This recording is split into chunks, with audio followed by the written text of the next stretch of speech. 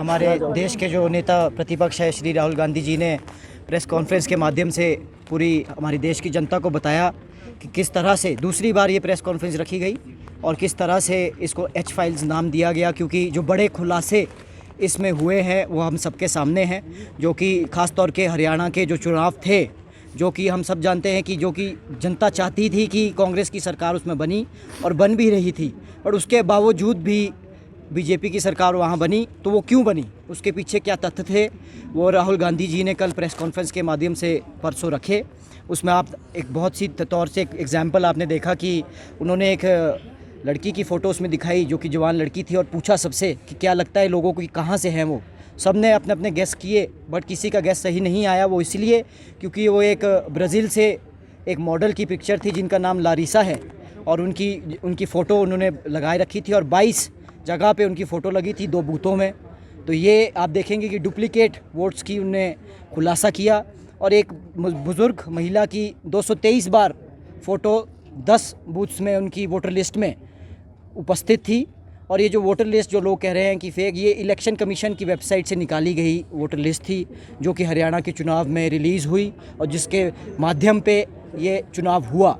और इस तरह से वो बताना चाह रहे हैं कि किस तरह से डुप्लीकेट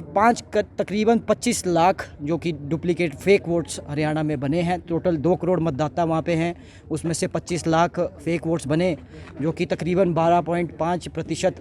वोटिंग परसेंटेज बनता है फेक वोट्स का। और इसके बावजूद भी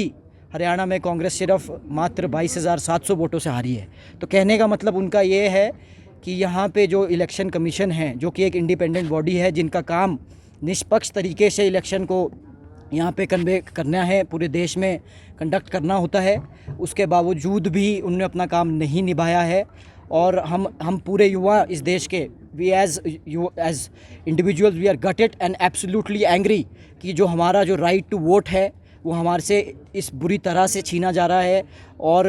आप सब जानते हैं केंद्र में भाजपा की सरकार है, ये साफ पता चलता है कि ये मिली भगत है, क्योंकि जहाँ जीता जिताया इलेक्शन अगर से कोई सरकार हार जाती है। और सबसे दुख की बात यह है कि जैसी हमारी ईमानदारी से जो जनता वोट डालती है इलेक्शन के टाइम में और कोई अपने हिसाब से कोई और आके वोट से सरकार बन जाती है, बड़ी दुखद की बात है। तो आज हमारा जो युवा है इस देश का और इस प्रदेश का, हम सड़कों पे उतरे हैं, मांग करते हैं कि इलेक्शन कमीशन जो कि है प्रूफ के साथ आज बाहर आएँ और पूरे देश को बताएं कि ये क्यों, ये जो आप केंद्र सरकार के साथ मिलकर जो आपने वोट चोरी की है ये क्यों की है और ये कितनी गलत बात है। तो हम ये इसकी एकदम निष्पक्ष जांच करते हैं कि हम इलेक्शन कमीशन इसको दे।